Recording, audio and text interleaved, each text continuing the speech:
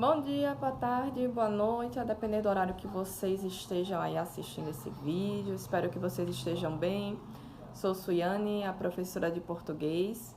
Estou aqui para que nós possamos, nesse momento de crise, que a gente possa estudar um pouco, aprender algo de positivo e tentar andar um pouquinho com as nossas vidas, né? Já que muitas coisas estamos impossibilitados de fazer. Vamos lá.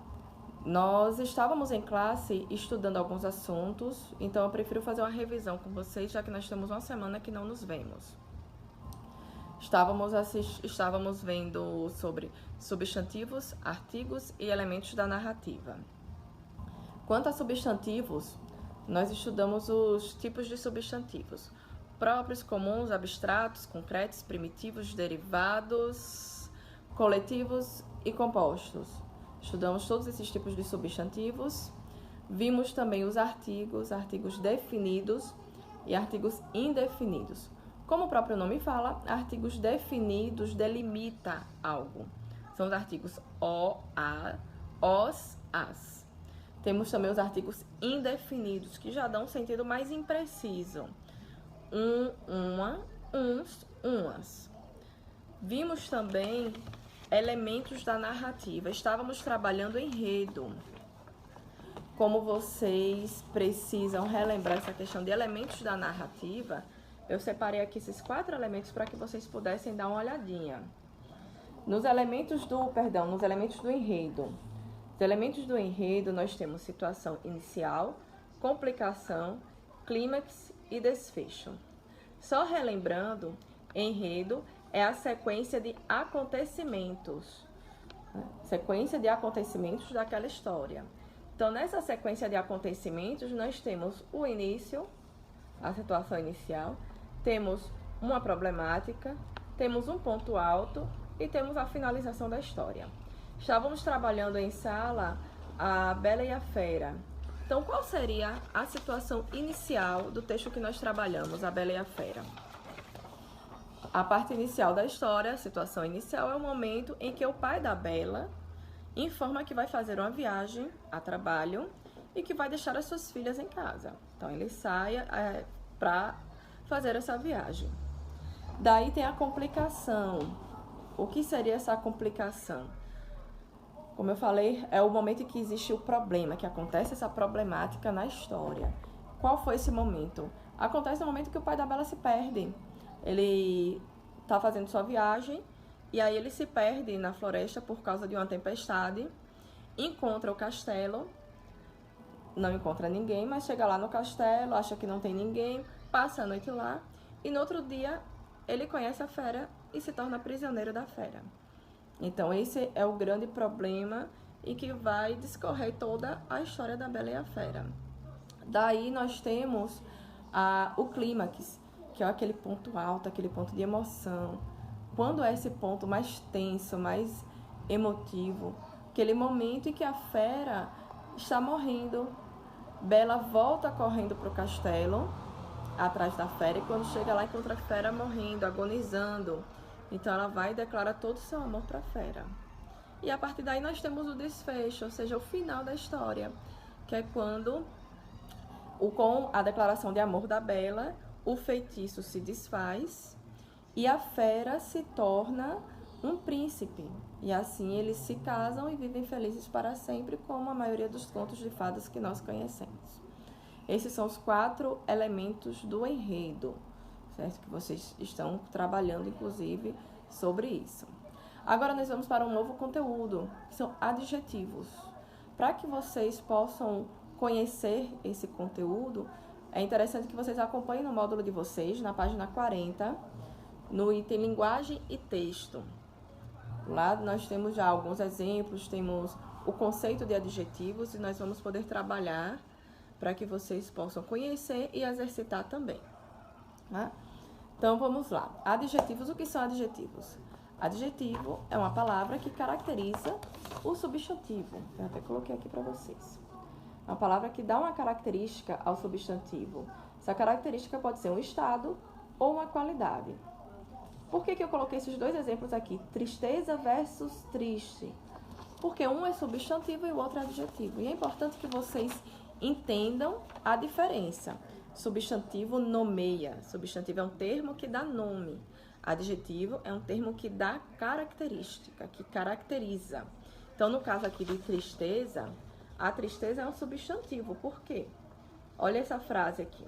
A tristeza é algo ruim. Então, esse termo aqui, tristeza, está dando nome a um sentimento. A partir do momento que ele nomeia o sentimento, ele é um substantivo. Mas já nesse segundo exemplo aqui, ó, há um menino triste no corredor. Nesse caso, a palavra triste está dando uma característica para o menino. Está dizendo o estado emocional do menino. Então, é um adjetivo, não um substantivo.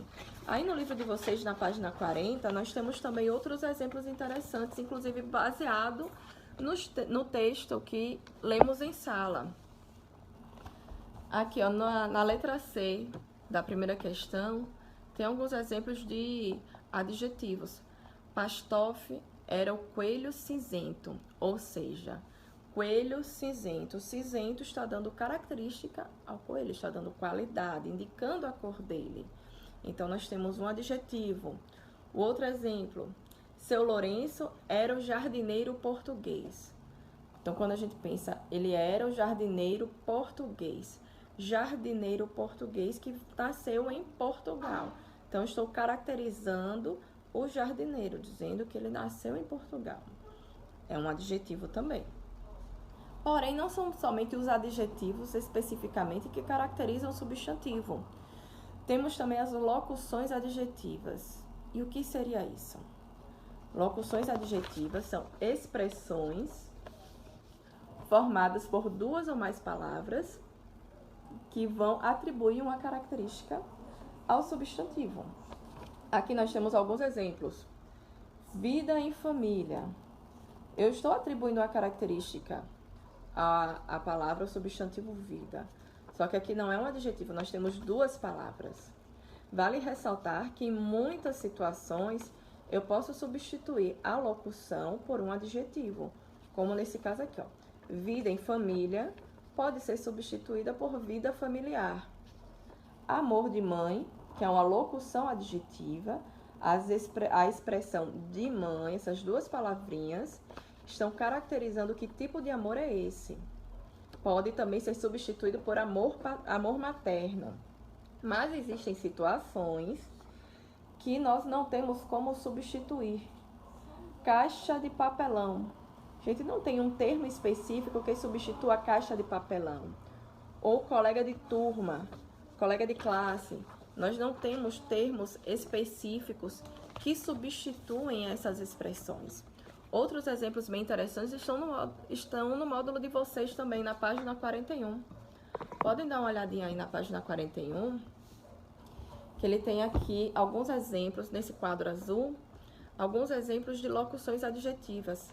Canção da África é uma locução adjetiva. Da África são duas palavras. Podemos também substituir por um adjetivo. Canção africana. Então, africana seria o adjetivo, está dando qualidade. Os dois casos estão corretos. A diferença é que um é locução e o outro é adjetivo. Congestão de nariz. Locução adjetiva. Estou especificando que tipo de congestão eu tenho. Mas eu posso substituir também por congestão nasal, que significa a mesma coisa. No entanto, é uma palavra que já está dando característica. É um adjetivo. Amor de pai, mesma situação de amor de mãe. Amor de pai, locução adjetiva de pai. Mas poderíamos substituir por amor paterno. Paterno seria um adjetivo. No entanto, existem situações, como eu já falei, e reforço aqui, que nós não temos como substituir essas expressões. Por exemplo, salão de jogos. De jogos é uma locução adjetiva. Está dando uma característica para o salão, dizendo que tipo de salão é. A gente não consegue, não tem um termo, um adjetivo específico que substitua. Moradores de rua. Também não temos um adjetivo que substitui de rua. Não temos, então, é somente a locução adjetiva. E não há erro nenhum em se aplicar dessa maneira. Outro exemplo, resposta sem pé nem cabeça. Sem pé nem cabeça está caracterizando o tipo de resposta que foi dado. No entanto, não existe, mais uma vez, um termo que substitua, um único termo que substitua isso. Sem pé nem cabeça. Nós temos aí uma locução, inclusive um exemplo de locução adjetiva com mais de 2 palavras, né? Sem pé nem cabeça. Nós temos 4 palavras aí. Gostaria que vocês fizessem, exercitassem esse assunto que nós estamos abordando agora, nas páginas 40 até a página 43. Façam esses exercícios. O próprio módulo já tem as orientações juntamente com os exercícios, o que facilita muito para vocês, tá? Exercitem. E em seguida vai ter um link também, logo abaixo do vídeo. Tem um link que vocês vão ter acesso a um exercício que eu preparei para vocês, tá? No exercício vai ter um e-mail específico também, que eu gostaria que vocês respondessem esse exercício e me enviassem para que eu fizesse as correções. Todo completinho, tem cabeçalho, coloquem o nome de vocês. Podem fazer no computador mesmo, se quiserem. Façam no computador, se quiserem fazer, responder na mão, fotografar no celular. Não se preocupe, tudo a gente dá um jeito. O importante é que eu preciso ver como está o entendimento de vocês a respeito disso. Então, respondam esse exercício, enviem para o e-mail que está no link, que está no exercício, que eu vou fazer o acompanhamento de vocês a partir daí. Estou aberta também a tirar dúvidas a qualquer momento que vocês queiram, tá bom? Vocês têm meu contato, podem entrar em contato comigo que eu tiro as dúvidas de vocês. Obrigada, fiquem com Deus.